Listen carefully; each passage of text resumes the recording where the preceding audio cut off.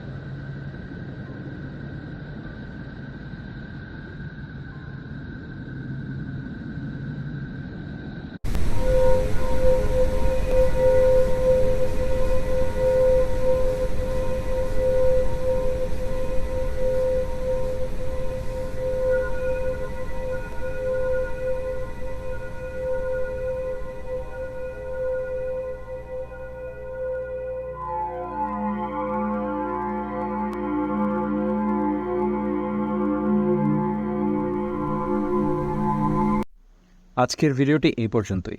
ধন্যবাদ।